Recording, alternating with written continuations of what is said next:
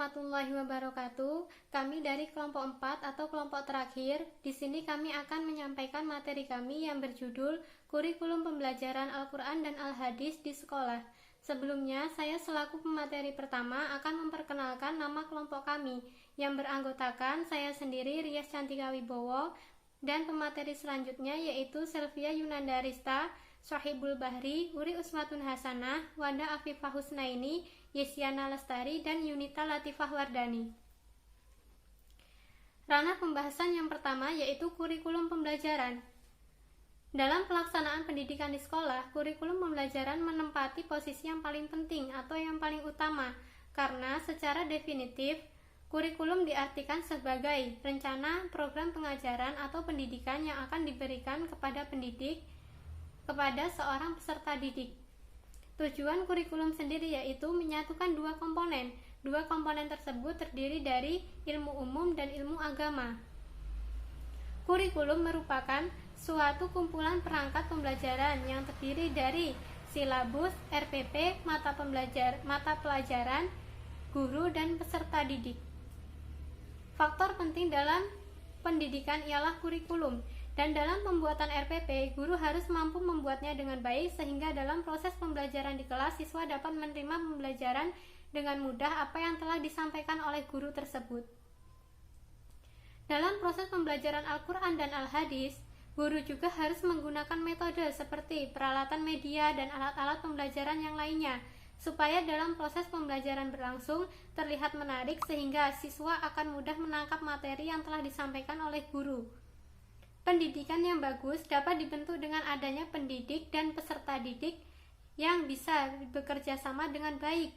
Dalam proses pembelajaran yang benar, maka akan tercapailah pembelajaran yang aktif dan efisien. Selanjutnya akan disampaikan oleh pemateri kami, Selvia Yunandarista. Di sini saya akan melanjutkan materi kurikulum pembelajaran. Pendidikan Islam menjadi salah satu solusi alternatif bagi umat Islam.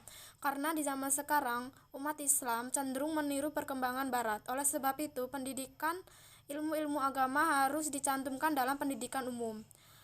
Dalam memilih kurikulum, terdapat beberapa kriteria yang harus kita tentukan. Pertama, materi kurikulum yang kita pilih harus sesuai dengan tujuan yang ingin kita capai. Kedua, kurikulum dianggap sebagai warisan yang positif dari generasi masa lalu. Ketiga, materi kurikulum dianggap dapat menjadi penguasa disiplin ilmu. 4. Materi kurikulum dapat menjadi bekal umat di masa yang akan datang dan masa kini. Kelima, materi kurikulum dipilih sesuai dengan kebutuhan dan minat siswa. Di zaman sekarang, kurikulum yang kita gunakan adalah kurikulum 2013. Karena kurikulum ini dianggap dapat membuat peserta didik dapat mencapai standar nasional atau yang ada di atasnya. Setiap kurikulum memiliki ciri khusus tersendiri, contohnya di Indonesia. Di Indonesia terdapat kurikulum agama di setiap satuan jenjang pendidikan. Pembelajaran Al-Quran Hadis adalah upaya yang dilakukan dengan penuh tanggung jawab oleh guru Al-Quran Al-Hadis kepada siswanya yang tersusun, yang terprogram dengan tujuan untuk mencapai proses pembelajaran yang dimulai dari perencanaan pembelajaran, pelaksanaan pembelajaran, hingga evaluasi pembelajaran. Perencanaan pembelajaran akhlak dilakukan dengan metode ceramah, mencatat, dan menghafal. Perencanaan pembelajaran adalah suatu kumpulan atau rangkaian kegiatan yang dilakukan oleh sekolah untuk proses pembelajaran. Dengan demikian, proses pembelajaran Al-Quran Hadis ialah mencakup semua proses kegiatan perencanaan pembelajaran yang berhubungan dengan proses mata pelajaran Al-Quran Hadis, dari penyusunan materi hingga evaluasi pembelajaran siswa. Baiklah, saya di sini akan melanjutkan materi dari Saudari Silviana. Perencanaan pembelajaran yang dievaluasi untuk pembelajaran siswa dengan menggunakan pendidikan dan teori belajar merupakan penentu utama keberhasilan belajar. Karena dengan adanya pelaksanaan evaluasi, guru dapat menilai sejauh mana peserta didik dalam memahami pembelajaran di kelas, sehingga guru dapat mengetahui kemampuan peserta didiknya masing-masing. Pendidikan agama yang dimaksud untuk meningkatkan potensi spiritual dan membentuk peserta didik agar menjadi manusia yang beriman dan bertakwa kepada Tuhan Yang Maha Esa dan berakhlak mulia.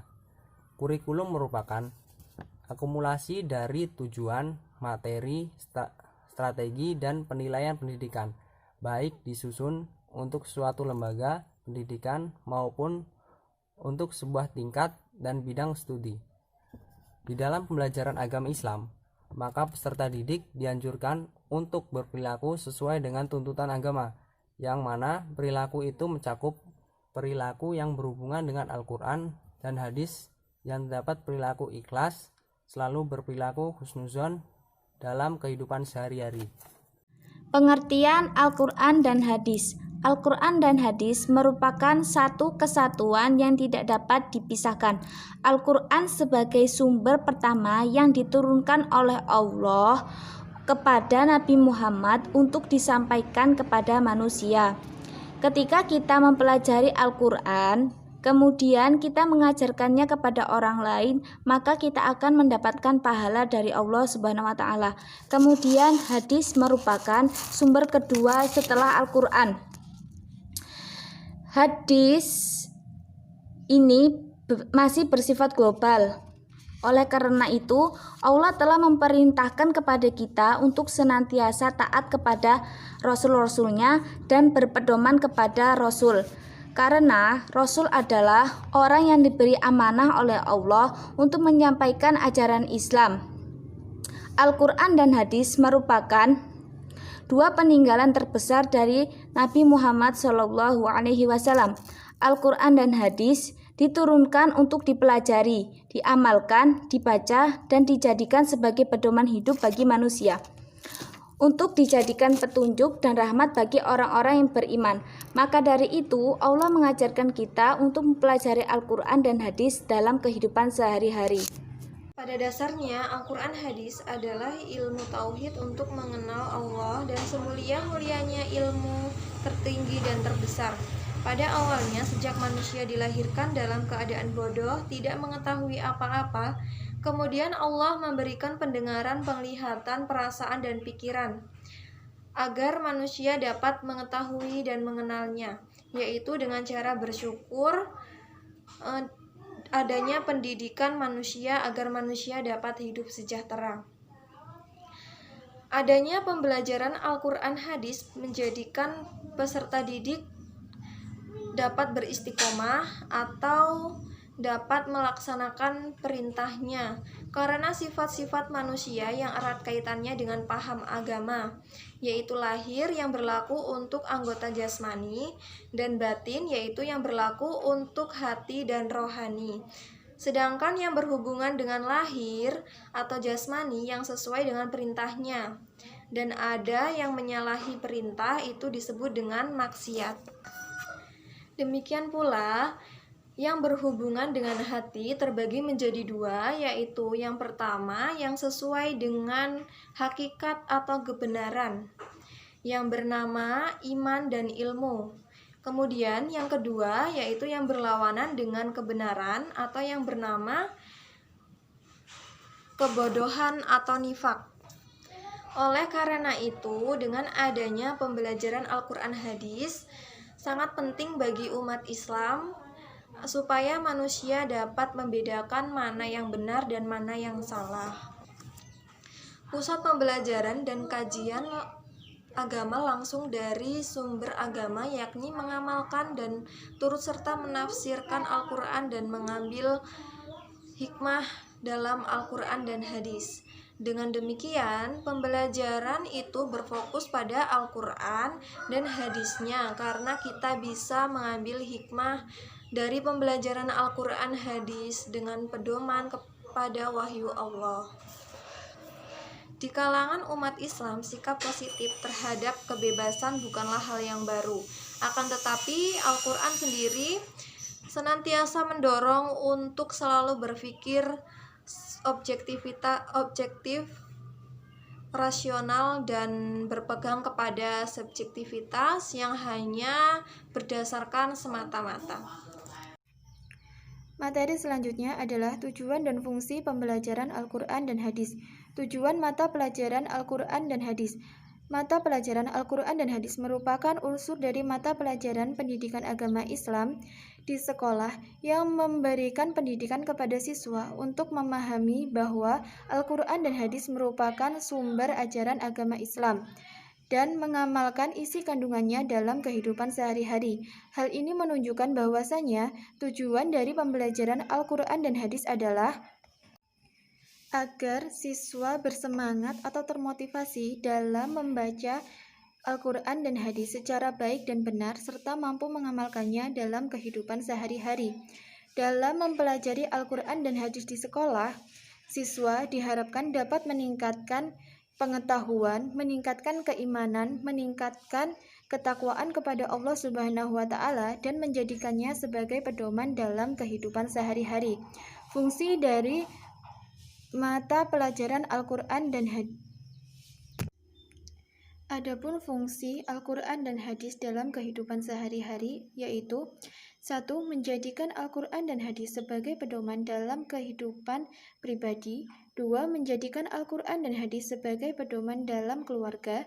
3. Menjadikan Al-Quran dan Hadis sebagai pedoman dalam bermasyarakat. Jadi selanjutnya yaitu mengenai problematika mempelajari Al-Quran dan Hadis. Dalam proses pembelajaran, biasanya timbul masalah yang tidak terduga sebelumnya sehingga dapat menjadi penghambat kelancaran proses pembelajaran. Dalam mempelajari Al-Quran dan Hadis, ada 5 problematika yang muncul. Yang pertama yaitu problematika yang berhubungan dengan peserta didik. Peserta didik sendiri merupakan unsur terpenting dalam proses belajar mengajar. Peserta didik mempunyai perbedaan individual yang disebabkan oleh faktor pembawaan dan faktor lingkungan yang tidak dapat dihindari. Dalam pembelajaran, hal ini menjadi persoalan, terutama mengenai masalah minat dan perhatian siswa terhadap materi yang diajarkan. Dari permasalahan yang bervariasi, maka problematikanya pun semakin beragam. Untuk mengatasinya, guru harus bisa mengenal sifat dan karakteristik dari masing-masing peserta didik, serta komunikasi dengan orang tua juga diperlukan agar terjalin hubungan yang baik dalam interaksi edukatif. Yang kedua yaitu problematika yang berhubungan dengan penguasaan dan pengembangan materi guru. Kemampuan seorang guru dipengaruhi oleh pendidikan yang diperoleh sebelumnya, sehingga apa yang diberikan sesuai dengan keahlian yang dimilikinya. Guru hendaknya harus bisa menguasai atau memahami bahan atau materi pelajaran yang akan diajarkan, karena hal itu dapat menentukan hasil belajar yang akan dicapai peserta didik. Untuk mengatasi hal tersebut, guru harus belajar dan mencari sumber belajar sebagai bahan perbandingan. Yang ketiga, problematika yang berhubungan dengan pengelolaan kelas dan metode mengajar. Sebagai seorang guru, hendaknya harus bisa mengelola kelas dengan sebaik mungkin. Misalnya, ketika ada salah satu siswa yang melakukan tingkah laku menyimpang, guru harus bisa menghentikan tingkah laku perbuatan tersebut karena itu dapat mengganggu konsentrasi belajar peserta didik lain. Selanjutnya, guru juga harus menggunakan metode mengajar yang sangat menarik. Karena itu dapat mempengaruhi semangat siswa dalam mengikuti proses pembelajaran di sekolah. Fungsi metode mengajar tidak dapat diabaikan karena metode dapat menentukan berhasil atau tidaknya proses belajar mengajar. Oleh karena itu, guru harus bisa memvariasikan metode belajar mengajar agar peserta didik tidak bosan dan terus bersemangat dalam proses pembelajaran. Yang keempat yaitu problematika yang berhubungan dengan alat atau media belajar. Dalam proses pembelajaran, tentunya guru membutuhkan alat atau media sebagai pelengkap. Mustahil bagi guru tidak menggunakan alat ketika mengajar di kelas. Seorang guru tidak boleh sewenang-wenang dalam menggunakan alat atau media belajar, karena penggunaan alat pendidikan itu akan berakibat pada jiwa anak didik, di mana kesalahan guru dalam mempergunakan alat atau media dalam pendidikan menyebabkan perkembangan jiwa anak didik tidak sesuai yang diharapkan. Yang kelima, problematika yang berhubungan dengan evaluasi. Evaluasi dilakukan untuk mengetahui sejauh mana tingkat penguasaan materi peserta didik. Pada kegiatan evaluasi, masalah yang sering muncul adalah kesulitan guru membuat standar soal karena kurang memahami tingkat pengetahuan anak didik, karena latar belakang siswa yang meliputi aspek kognitif, afektif, dan psikomotorik yang berbeda-beda. Assalamualaikum warahmatullahi wabarakatuh. Baik, di sini saya Yunita Latifah Wardani akan menyampaikan solusi dari permasalahan kurikulum pembelajaran Al-Quran dan Hadis. Jadi, solusinya sebagai seorang guru harus memberikan pengetahuan terlebih dahulu kepada peserta didiknya, apa yang harus dilakukan, dipelajari maupun dipahami. Selain itu, sebagai seorang guru, ketika mengajar harus memiliki kreativitas dan inovatif, agar peserta didiknya tidak mudah merasa bosan ketika proses belajar mengajar berlangsung. Misalnya dengan menampilkan PowerPoint, diskusi, menggunakan strategi maupun metode, serta permainan di sela-sela pembelajaran berlangsung. Sedangkan untuk meningkatkan prestasi belajar peserta didik, seorang guru harus sering belajar membaca, berarti pelatihan Al-Quran dan Hadis, memperluas wawasan, serta menggunakan buku sebagai penunjang belajar. Intinya, seorang guru itu sebagai sarana belajar mengajar, penunjang keberhasilan belajar, serta mengetahui karakteristik peserta didik dan menguasai strategi penilaian. Sekian penjelasan dari saya akhiri. Wassalamualaikum warahmatullahi wabarakatuh.